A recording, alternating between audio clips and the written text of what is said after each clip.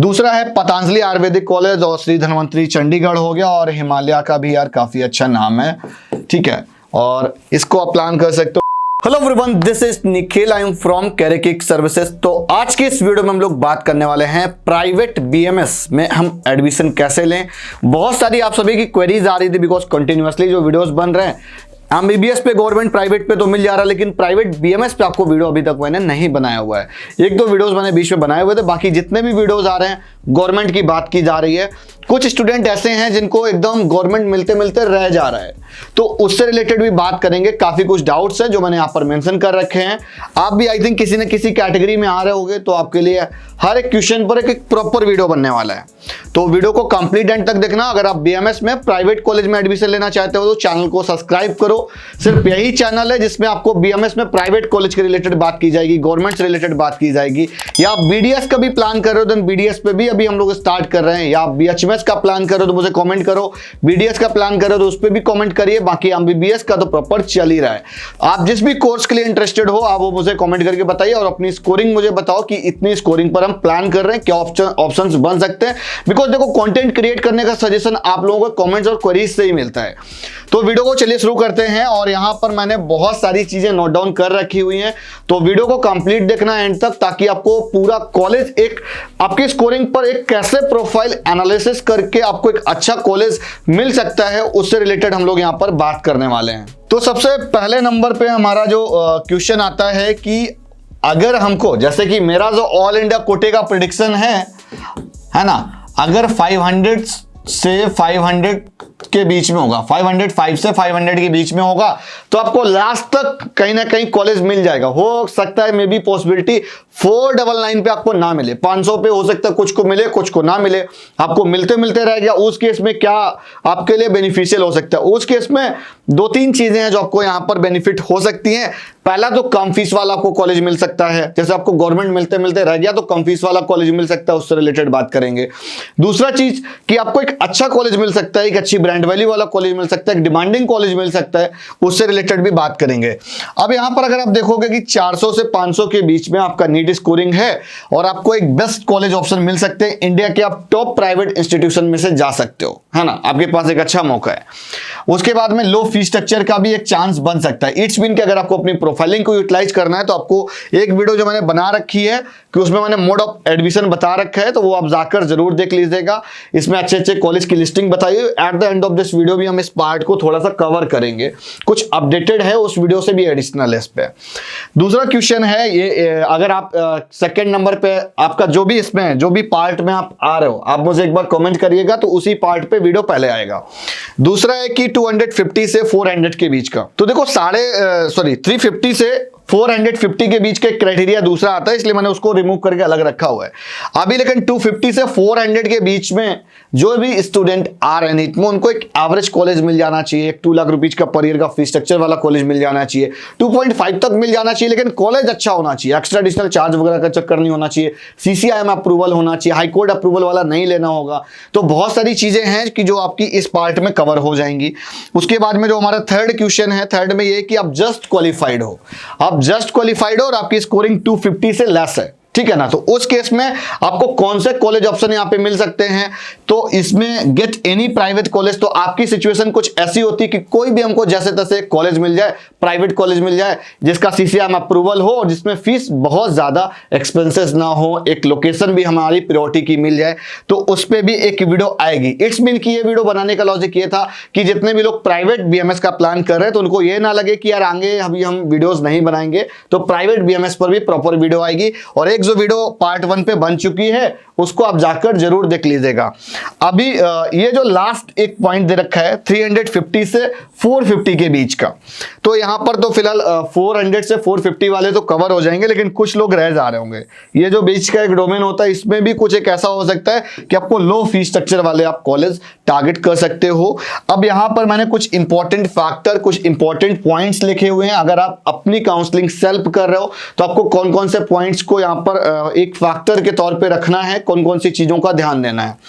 सबसे पहले important point है आपको अपनी प्रोफाइल एनालिसिस कैसे करनी है। अगर आप हमारे यहाँ से काउंसलिंग करते हो तो हम क्या एडिशनल कर देते हैं, इतने सारे फैक्टर्स हैं जिनको हम कंक्लूड करते हैं, उसके बाद में आपको कुछ फाइनलाइज करते हैं, तो आपको अपनी प्रोफाइल एनालिसिस आना चाहिए। इट्स मीन कि आप ये भी समझ सकते हो कि अगर आप हमारे यहाँ से काउंसलिंग सर्विसेज लेते हो तो उस केस में आपके ये सारे फैक्टर्स कंक्लूड किए जा रहे होंगे, हर एक प्रॉब्लम यहाँ पर रिजॉल्व की जा रही होगी। तो अगर आपकी स्कोरिंग कम है, आप कंफ्यूज हो, इनमें से आप किसी एक पार्ट पे आप लाई करते हो, अगर आपको लगता है कि हम काउंसलिंग नहीं कर पाएंगे, बिकॉज काउंसलिंग एक प्रोसेस ऐसा होता है कि आपको टाइम टू टाइम अपडेटेड रहना पड़ता है। हम लोगों ने लास्ट ईयर भी बहुत अच्छे से सारा काउंसलिंग प्रोसेस किया हुआ था, बहुत सारे स्टूडेंट्स को हेल्प आउट किया हुआ था।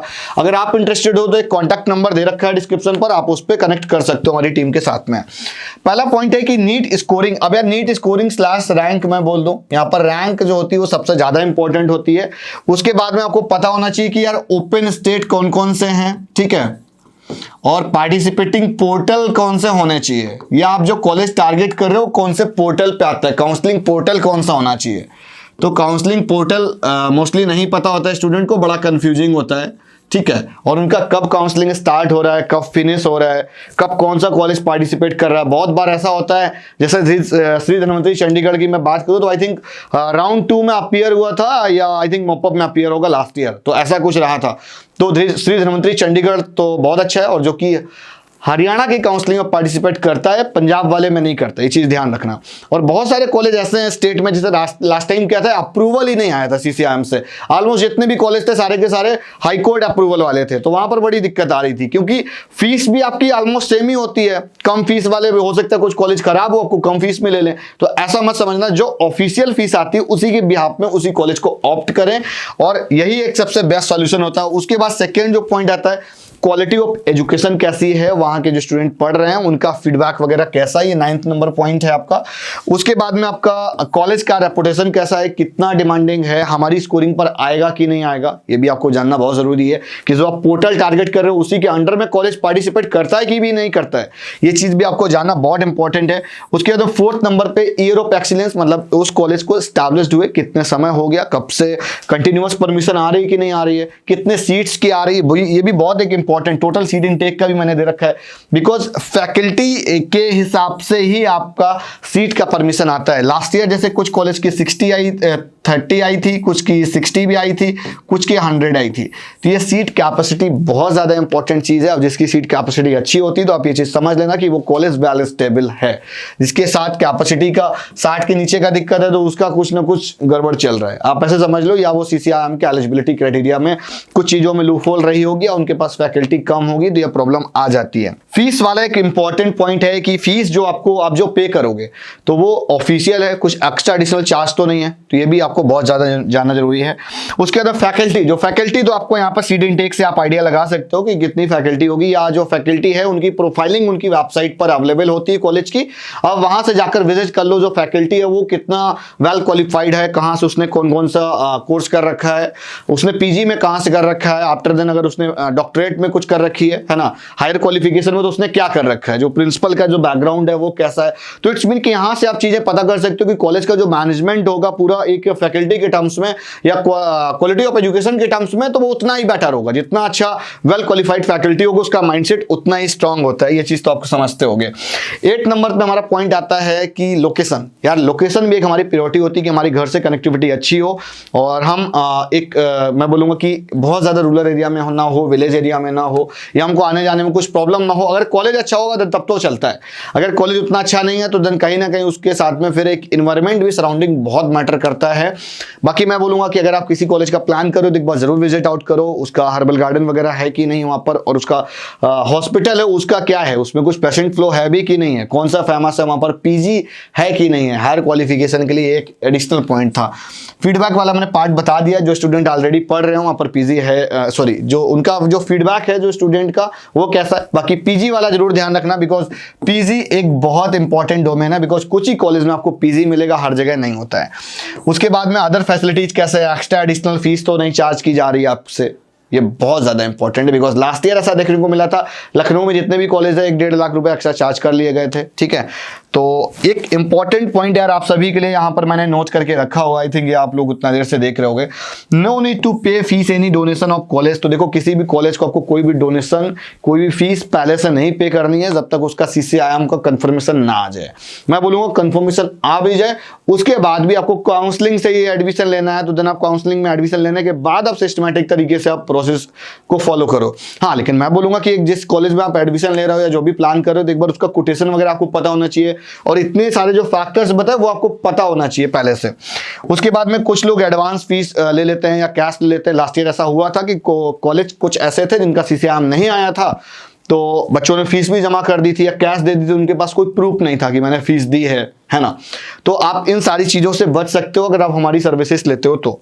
और विदाउट स्लिप भी का भी चक्कर फंसता है, जब आपके पास स्लिप नहीं होगी तो आप किस बिहाफ पर क्लेम करोगे, क्योंकि फिर तो अनऑफिशियल चीज हो जाती थोड़ी सी। और उसके बाद में कुछ पॉइंट्स और हैं, है ना, जो कि बहुत ज्यादा मैटर करते हैं। एक प्रॉपर काउंसलिंग करना एक बहुत ज्यादा इंपॉर्टेंट होता है।